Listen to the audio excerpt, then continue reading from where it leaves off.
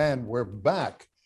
Second half of the home edition of Perspectives. And we've got a fellow on that's going to bring us not only some interesting stories and some interesting background, but quite a bit of information about the Tallgrass Prairie Preserve.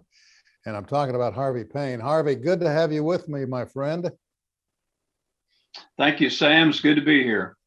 The Tallgrass Prairie Preserve, we're looking at what? Just under 400,000 acres, or I'm sorry, just under 40,000?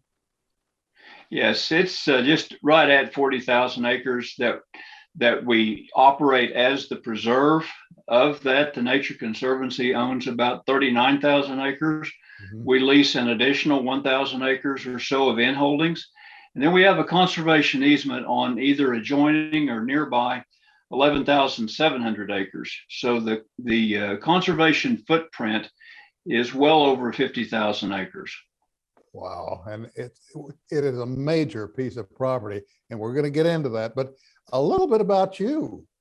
What are you with the Tallgrass Preserve? I think people are still trying to figure that out. I got involved in this project in 1984 when it was being considered as a federal Tallgrass Prairie National Preserve. I served on a task force that Senator Don Nichols set up. A bill was introduced in the United States Senate in 1987 to make that happen. And in 1988, that bill died. We had a very unusual set of circumstances then, in that some of the finest tallgrass prairie in this part of the world was for sale. And it hadn't been for sale for generations.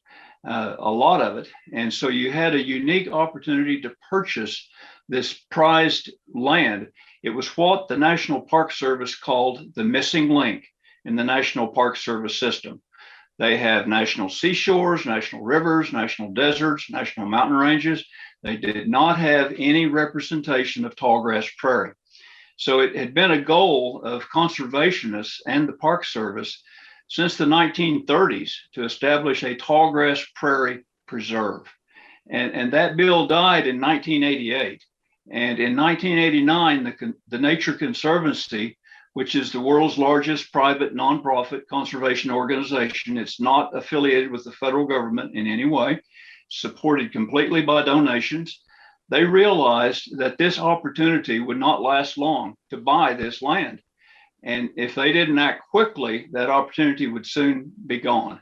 And so in 1989, the Nature Conservancy purchased a little over 29,000 acres from the Barnard family. It was part of the famed Chapman Barnard Ranch in Osage County. And it was a prime piece of tallgrass prairie.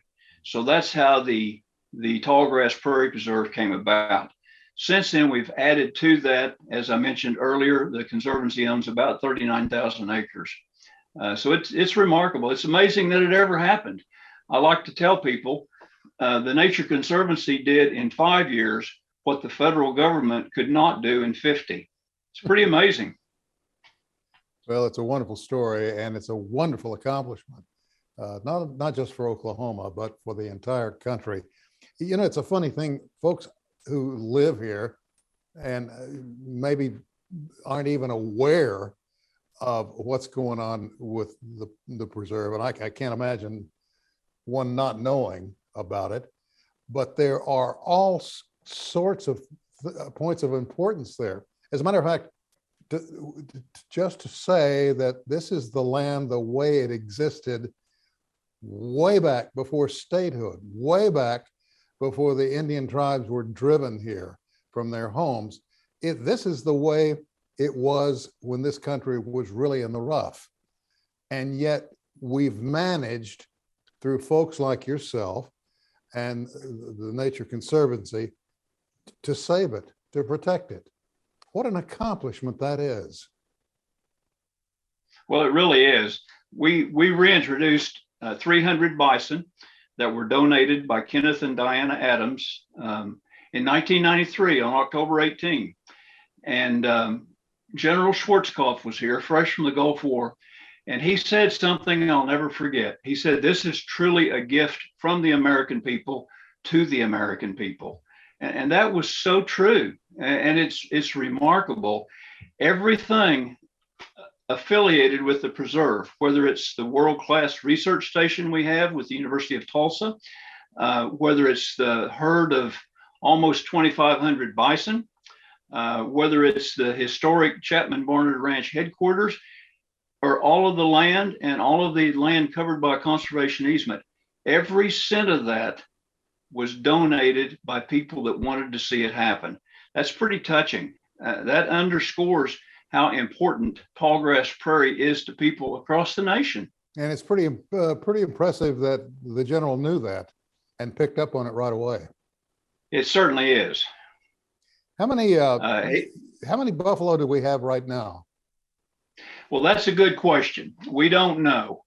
We should have 2,250 to 2,300. We've reduced the carrying capacity a little bit. We'd like to think that we were smart enough to do that, knowing that we were going to have a pretty dry spell this summer.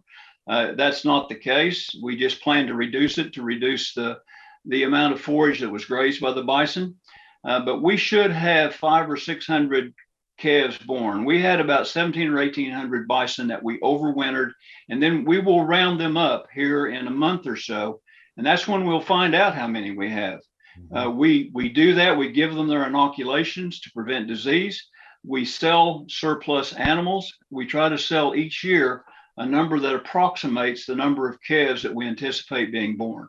So we have a fixed herd size and we have a fixed herd range. Let me step in here and get a word of warning in for the folks at home. I know when you see buffalo for the first time, some of you are going to react, oh, that's a pretty animal. I'm going to get out and pet that rascal or have my picture made or get a selfie. Let me say, don't do that. Stay in the car because these are wild animals and they will react as wild animals. And you are just a prime target. If you get out of the car, you're taking your life in your hand. Am I right about that?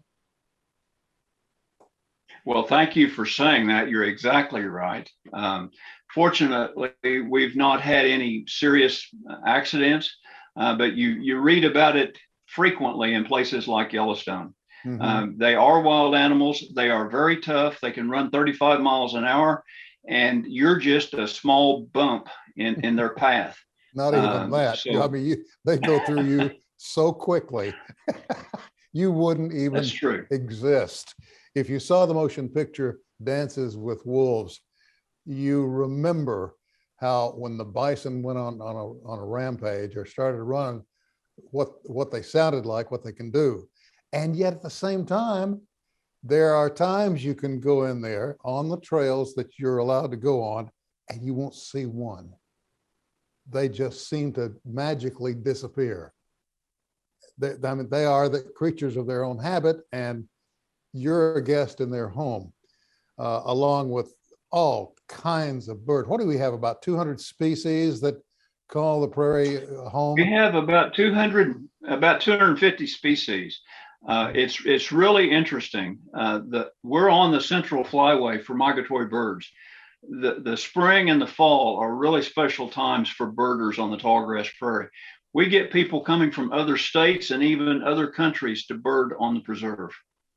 So when you go through, or when you go to visit and to see all that the land has to offer, please take a camera. And if you got a good telephoto, take it as well, because you're going to get shots that you won't get anywhere else.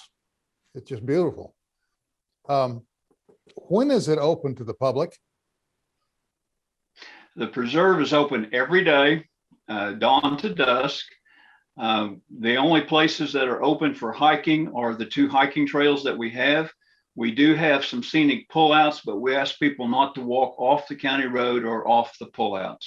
That's for their own safety and also to assist with management problems on the preserve.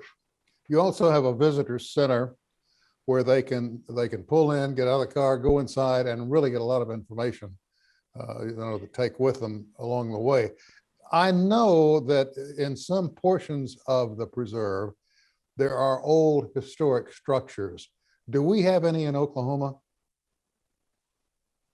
Certainly. Where could they see The those? well, the preserve headquarters was the headquarters of the Chapman Barnard Ranch, which Hmm. at its apex was over 100,000 acres. It's listed on the National Register of Historic Places. It's a one of a kind building. We're very fortunate to have it, and it was restored by a generous donation from an oil company. Hmm. So it's quite the thing to see. I should point out our visitor center is closed right now during the COVID pandemic.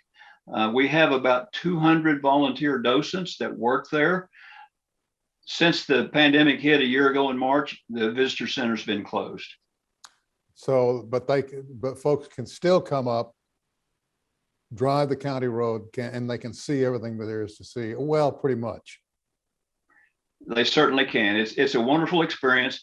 I would encourage them to come very early in the day or late in the day. Wildlife's most active at dawn or dusk, and that's the prime time to see the wildlife and the birds and the prairie in general. Well, and again, I can't overemphasize this. If you pull up and there's one or two or a herd of buffalo, don't bother them, and they won't bother you. Stay in the car. Do not get out, because one of their biggest games, it appears to be, human bowling, and you're a 10 pin. So don't take a chance. Hey, listen, Harvey, thank you, my friend, for taking time to visit with us. It's my pleasure. Thank you. And I really appreciate the background on your title. We'll talk again down the road. That's all the time we have for this get together of perspectives. Thank you, folks, for joining us, and we'll see you next time.